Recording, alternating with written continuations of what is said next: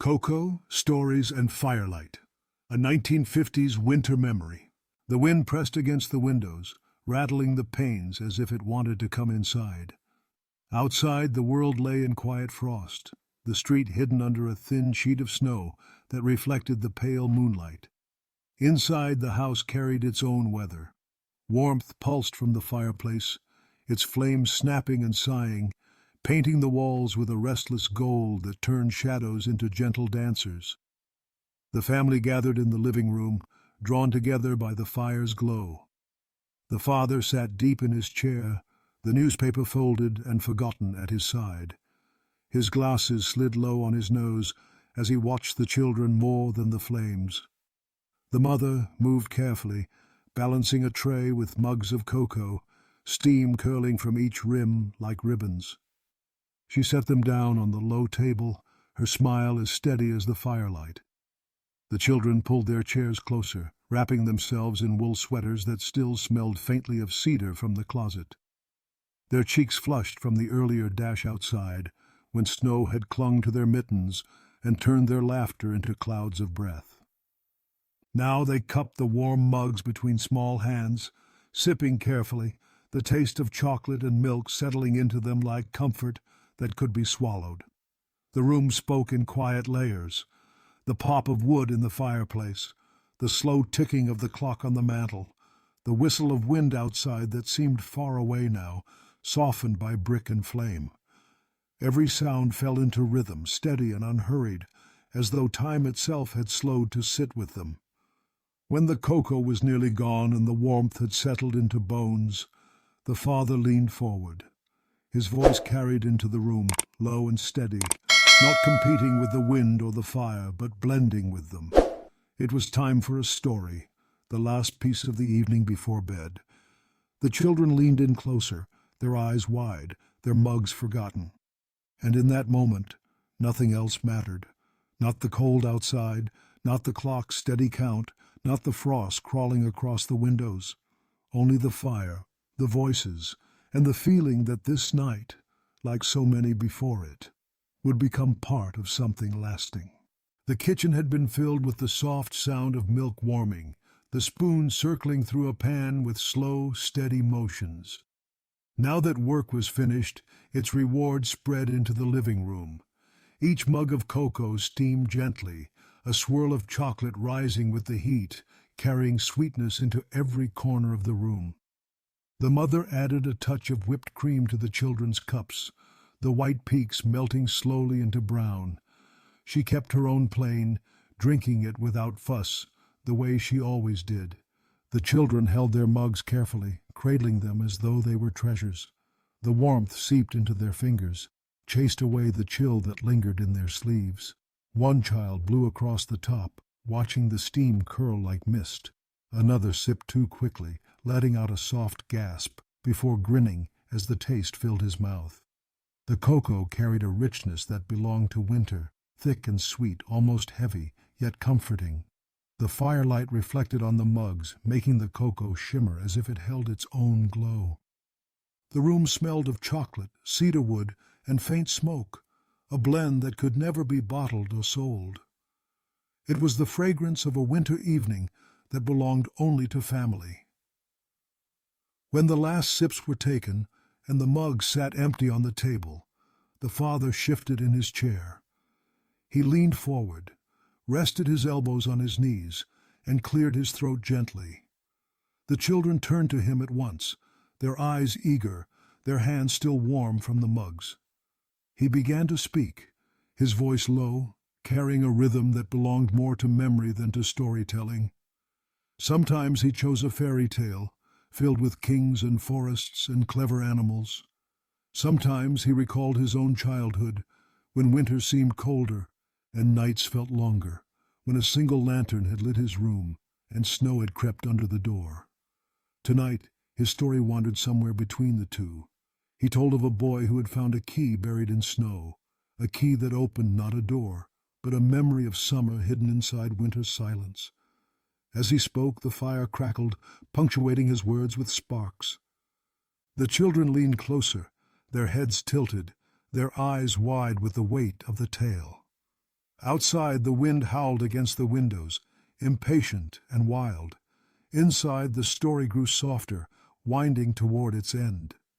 The boy in the tale had kept the key, not to use, but to remember that even the coldest night could carry warmth.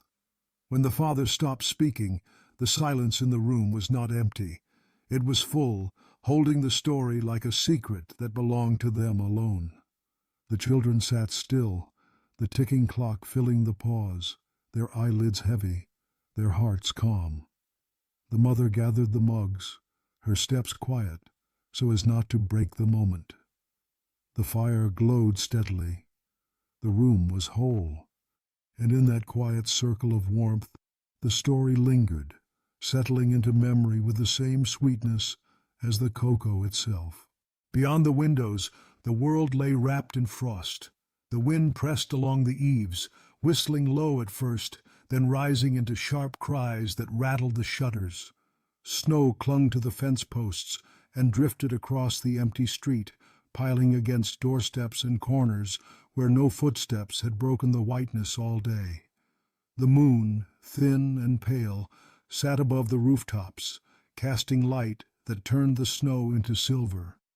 Branches swayed in the wind, tapping softly against glass, as though the trees themselves wanted to be let inside. A lantern burned faintly on a porch across the street, its flame struggling against the cold, its glow trembling as the air bit at it. The sound of the storm filled every gap outdoors, swallowing the town into its own restless song. But inside, the night was a different world. The fire on the hearth snapped and sighed, its heat reaching even to the farthest corners of the room. Curtains swelled gently with each draft, then fell back, only to rise again. The family hardly noticed.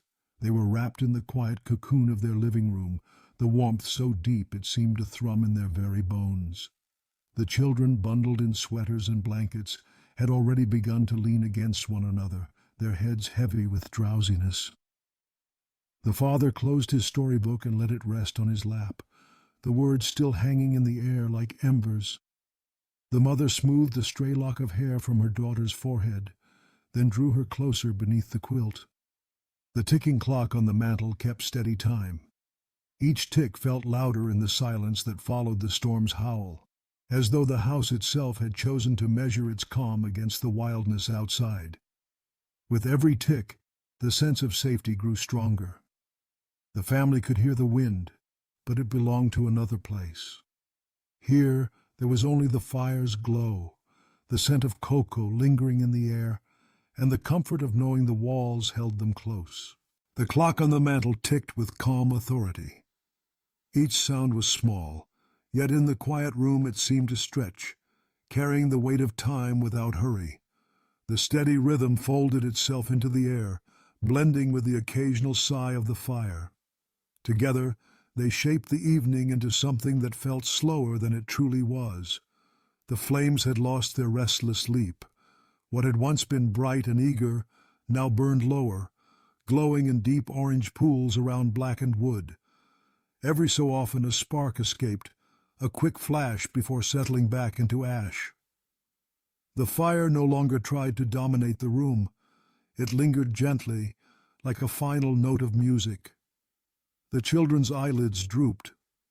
One leaned against the arm of a chair, another curled at their mother's side, fingers loosening from the edge of a quilt. The warmth of the cocoa and the weight of the story had pulled them closer to sleep than they realized. The mother watched with quiet patience, her hand resting lightly on a shoulder, rocking ever so slightly as if she could guide them deeper into their dreams. The father sat with his book closed, his glasses slipping lower on his nose. He did not move to correct them. Instead, he listened. To the clock, to the fire, to the softened breathing of his children. Each sound reminded him that the day had come to its gentle end. He leaned back in his chair, feeling the wood cradle him, content to let the night finish itself without him lifting a hand. Outside, the storm still worked at the windows, but inside it was no more than a whisper. The clock ticked. The fire settled. The house held its family in the same way the quilt held the children, wrapping them in stillness. Soon the fire would burn down to embers, and the clock would continue its endless song into the hours of night. But for this moment, the family was suspended in a quiet that was whole, unbroken, and safe. The night moved gently toward its end. The fire burned low, its glow no longer bright but steady, like a lantern guiding the house into silence. The clock continued its patient rhythm, each tick marking not urgency but presence. Outside, the storm carried on, sweeping across empty streets and frozen fields. Inside, the family rested, folded into warmth and safety. Nothing extraordinary had happened. There were no visitors at the door, no news to change the course of lives, no grand event to be remembered by history.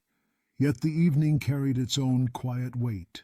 The sweetness of cocoa, the hush that followed a story, the slow rhythm of a clock, and the glow of embers were enough to turn an ordinary night into something lasting.